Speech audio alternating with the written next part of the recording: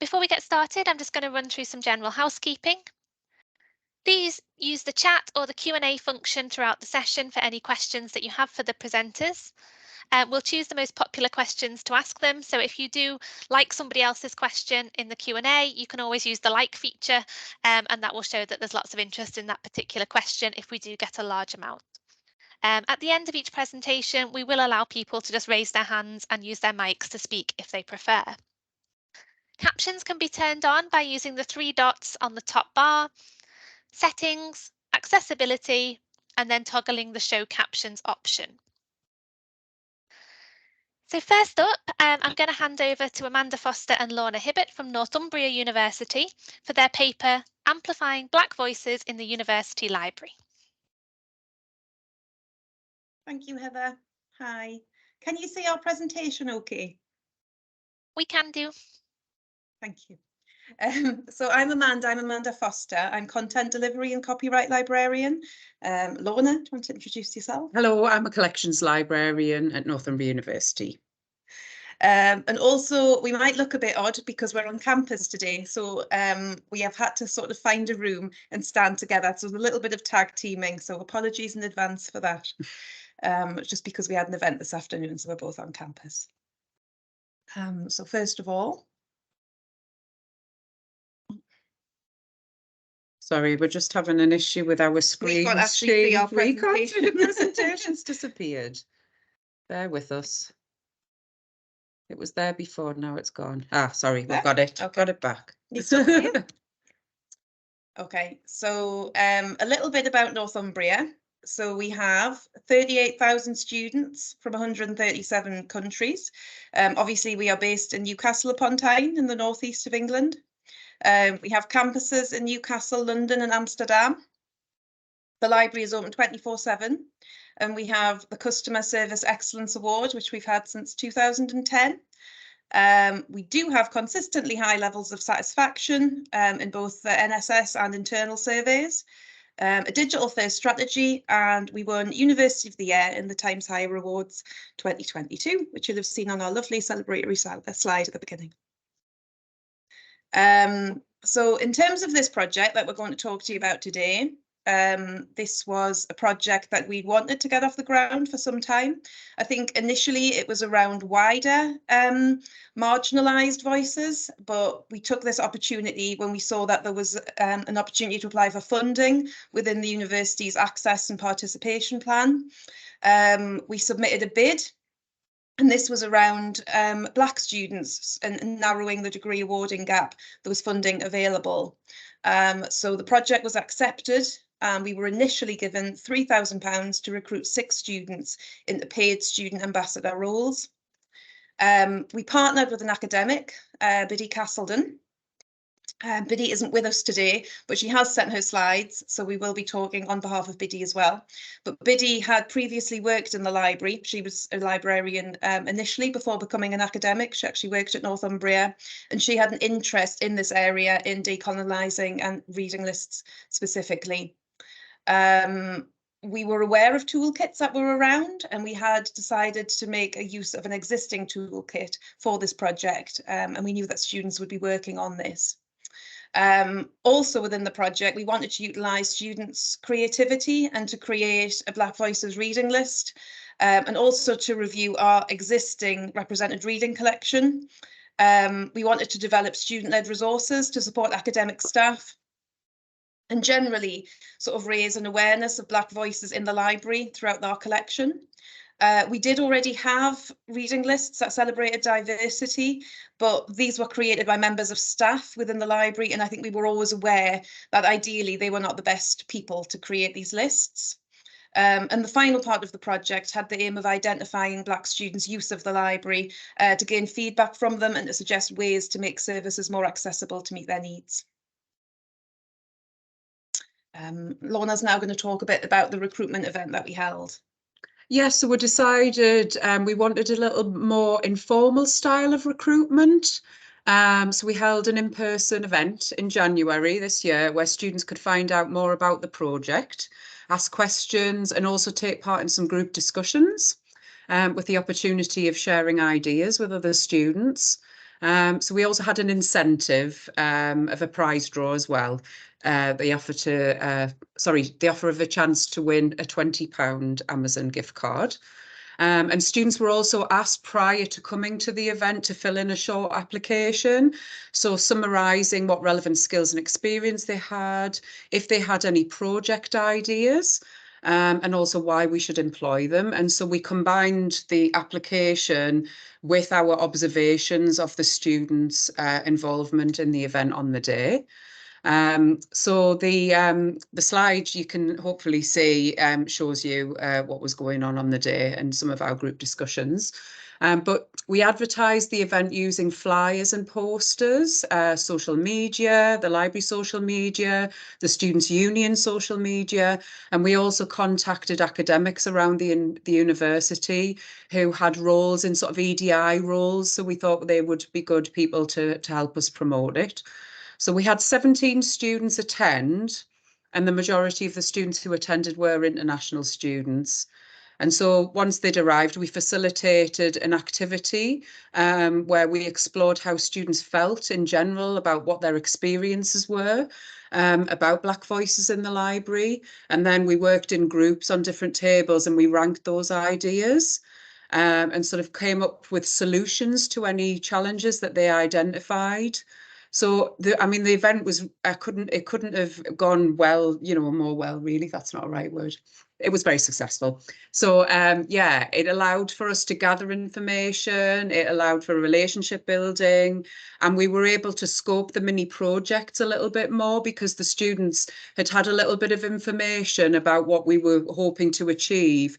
And then we worked on that on the table. And then obviously we were able to, to select who we thought would be a great student ambassador, based on the discussions that we were having. So we did like a post-it activity, which you might be able to see a little bit on that slide. And so we summarised what the main challenges were. So some of the challenges that they identified were the lack of representation of Black people in the library. So that was referring to the library staff, but also the collection and the promotion of what we are offering in our services. And they also identified engagement and support issues. So they had perceptions about lack of use of the library. Maybe students were only using online, particularly in the department. One of the students came from was the Computing and Information Sciences department. And it was felt that they were mainly using the online library, not coming in.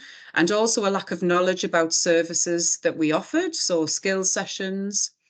So we got about 14 applications in total, and we were able to successfully recruit from that, the 6 students. So 4 of the students that we recruited were international postgraduate students.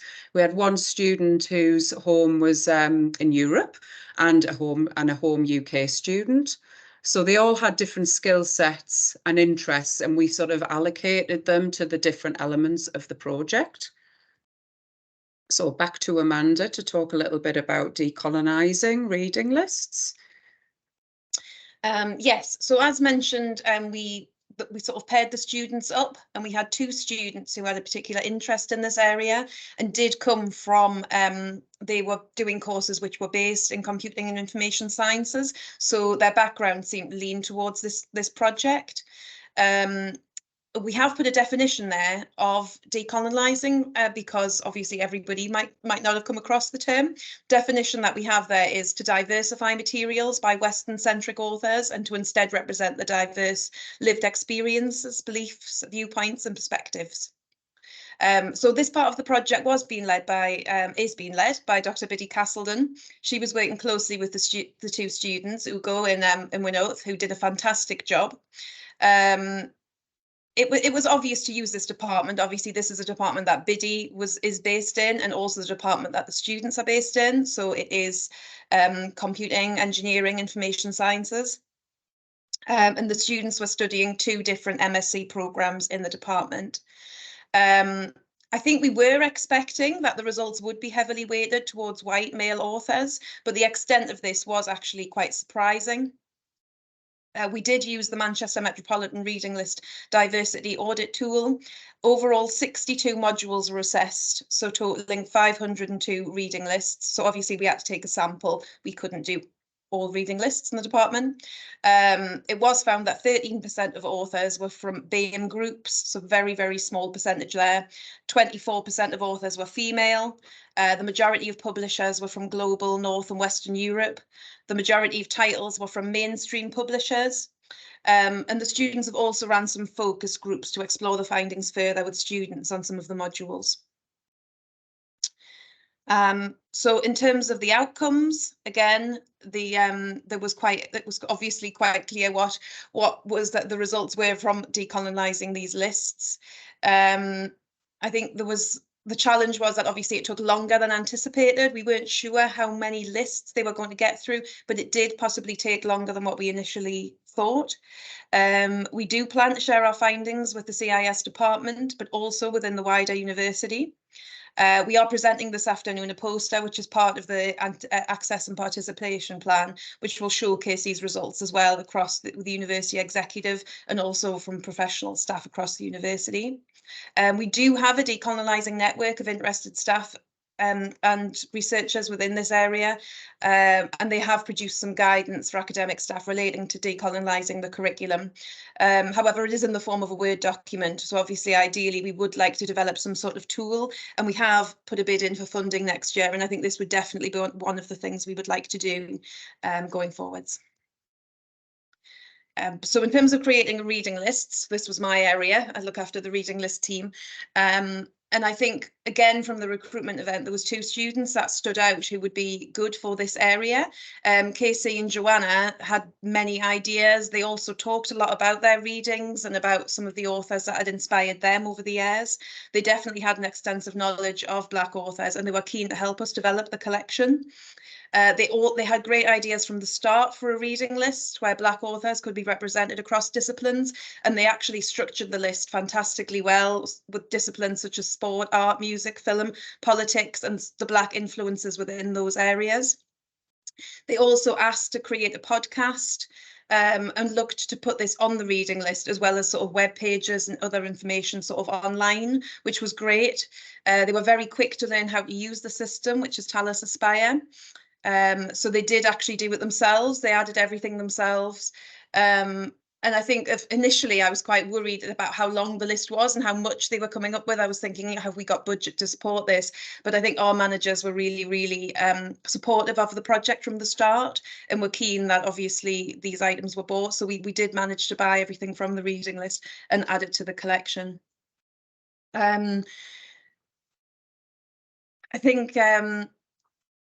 I think if you would like to take a look at the list as well, you can see that we've got the link there. We will actually put the link at the end, but there's a QR code there if you wanted to visit the Amplifying Black Voices reading list. It is publicly available.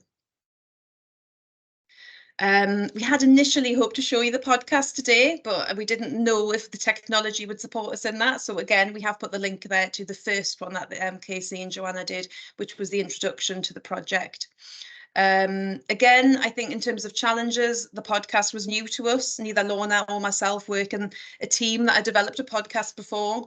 We were lucky to have Casey and Joanna, who had already sort of a lot of experience with social media. Joanna had a podcast running already, not in this area, but she had her own podcast. So they were very experienced, and we talked to colleagues in the Students' Union as well, where the podcast studio is that they would be using. So we had lots of conversations, but it worked really well, and they have actually asked to continue the podcast after the project ends. In terms of content, both students obviously were very keen. They had things they wanted to put in the podcast. They also had people in mind that they would like to interview for the podcast. So they did one initial one, which was basically an introduction to the project and what they plan to do with later installments. And then they went on to do some interviews. So there was one they did with their fellow student, Becco, with the third podcast, who's a student from Zimbabwe. And it's really nice actually to listen to some of the conversations they have. They talk about everything from their childhood to moving to the UK. There was quite a lot of observations there of Newcastle fashions, which was actually quite interesting. So yeah, it was really, really good. And we've also got 2 more installments to come. I know they've interviewed a girl from Black African heritage who moved over to go to Oxford University. She talks about her experiences resources there, and also a mum of 2 from South Africa who talks about the differences between growing up in South Africa and in England. Okay, back to me. So my area of the project was to try and get some feedback from Black students about their experiences in the library. So the 2 students I worked with worked on some feedback questions, and they used the freely available JISC survey software that was available via the university. So again, similar to Amanda and I not having experience of sort of creating podcasts, similarly, neither of us had done any survey, use for a long time, hadn't used the JISC survey software. And the students themselves had not done any surveys either. So it took a little bit of time to work that out, and also to get the questions right. So there was a lot of back and forth, and also to make sure that we had the data protection elements right, because we were offering a prize draw. And so we obviously wanted to keep the survey anonymous, and then obviously link off into a prize draw. And for those of you who do this a lot, it's probably very straightforward, but it wasn't for us. And so I had a meeting with the university's data protection officer, actually, which was really interesting. And I know lots more about all of that now, thankfully. So the survey was a little bit delayed, but they did have it open for 2 weeks, and they got 79 respondents, which I was really pleased with. And the students also did some in-person events. So they came to sort of an area just outside of the library, which is called Student Central. And that's an area that gets a lot of footfall because it's where our Ask for Help service is based. So that's where students can ask questions about anything to do with, getting extensions, getting support with, everything. So anyway, there's a lot of students coming and going in that area. So actually that upped their response rate, I think, by over half just doing those sessions. And we also had an incentive for this as well, so that we offered the chance to win, and it was a Blackwell's book gift card this time. So the image on the slide that you can see is the one that the students actually designed. So they did this themselves because it's a student-led project. It was, over to them, and I sort of gave them a little bit of guidance about where they might search for images and so on, but they did this themselves. And the students have actually managed to write a report based on the feedback that we got. And I'm just going to read out a few of the recommendations. So they wanted to ensure that we try and increase representation. So again, hire more Black staff members to ensure diversity and representation within the library staff. So that's obviously a common theme, which links back to the recruitment event, and obviously is a theme, I think, common for a lot of our libraries. I've recently been to another Academic Libraries North event led by the EDI group, which I'm on, and that talks a lot about that. So I'm hoping to take some things forward relating to that. Also to promote Black leaders, so to display banners, posters across the university that support and showcase Black leaders. They also had a few reflections on their project, so I'll very briefly read you out just a short quote.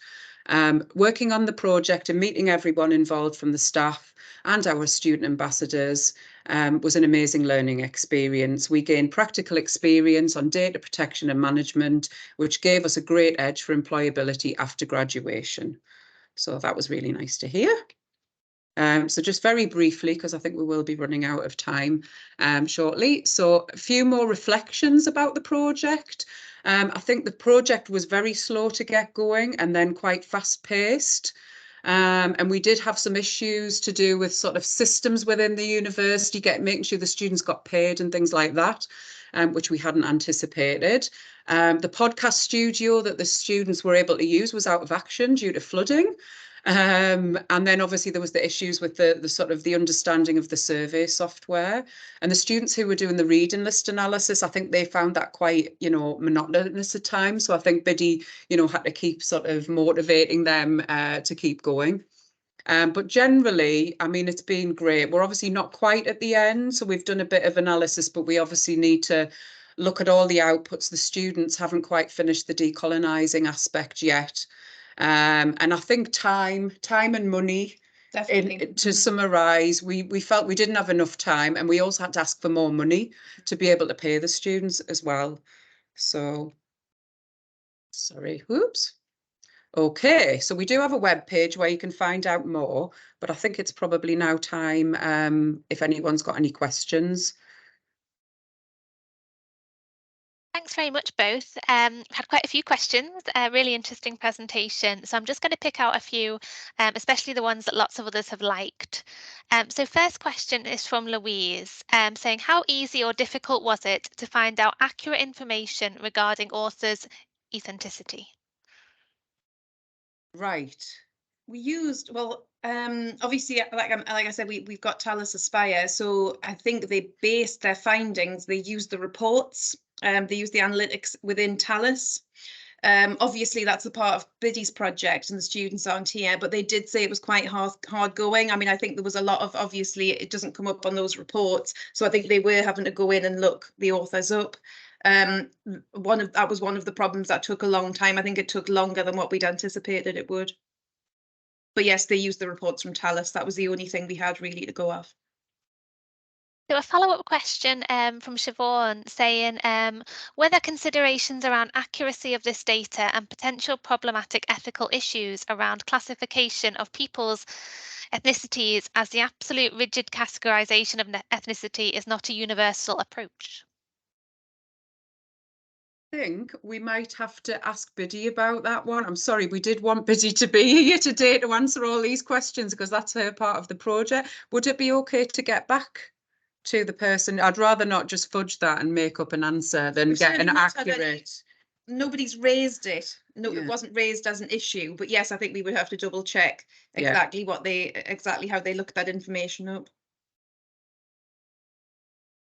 Okay, let's see what other questions have come up. Someone's asked, were there any restrictions put on the podcast from the institution?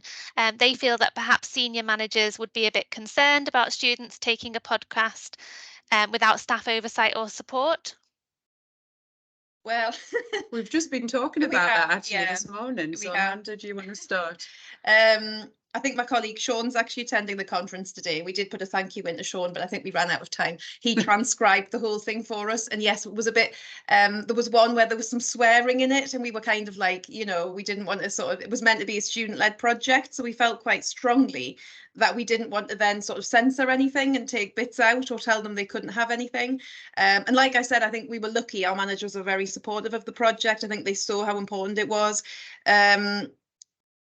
So no, I mean, I think is the answer. Yeah, I think we haven't been restricted. But again, I would say one of the lessons learned for the podcast element was we kind of were a bit like, oh yes, go and do your thing. Yeah. And I think in hindsight, not that what they produced was a problem, but I think it would have been possibly useful to know a little bit more about what they were going to discuss. We sort of got general descriptions, but obviously until they did it. And you know, they'd spent so much time. I mean, you know, some of them, you know, the one of them, well, there's a couple, the introduction's only 5 minutes and then the next two were like an hour long. And we know obviously there was a lot of time and effort went into that. So yeah, we didn't want to restrict them and nothing's been said. So yeah. Yeah, we have put a disclaimer on. There is a disclaimer. But I think because we felt quite strongly about it being student-led, we didn't then want to sort of take bits out or, you know, censor it in any way or edit it even. We haven't even edited it. So yes, we did feel like we weren't restricted with that. Laura says that interesting that you started with the computer science department. In their experience, academics in STEM fields have been a little resistant to diversifying reading lists. They tend to argue it's the information that matters, not the author. So did you encounter any resistance like this? No, I mean, because Biddy's based in that department, obviously that was a win. But what I think that's a valid point, because I think what's going to be interesting is the next stage. So she's done her research, she's worked with the students, but at the moment it hasn't been disseminated because they're still working on it at the moment. The project actually doesn't officially end sort of until the beginning of July. So at that point, we will start going, hey, we've done this, look at this, not just with that department, but across. So yes, hopefully we will be, you know, writing up about this and you know, and sharing our findings about what actually was the reaction, because you're right. Yes, I think that is going to be interesting. It was a concern about that particular department, but I think the university in general had started this work a few years ago. There's an academic called Kelly Stockdale who works in criminology. So that for us is under like the arts umbrella and social sciences. And she's already done some work. I think she came from York St John where she'd started the work, and then she sort of brought it to Northumbria, and her and Biddy had already done some sort of focus groups with students as well. So we did have a little sort of idea about it happening in other areas.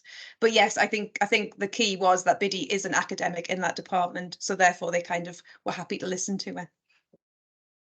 Right, thank you very much. I think we have probably run out of time there. Thank you. The only other thing someone's asked is, can you pop the links to the websites in the chat so that they can follow up on them from the slides? Yes, will do, yeah. Thank you so much both. I'm going to hand over now to our next presentation. So this is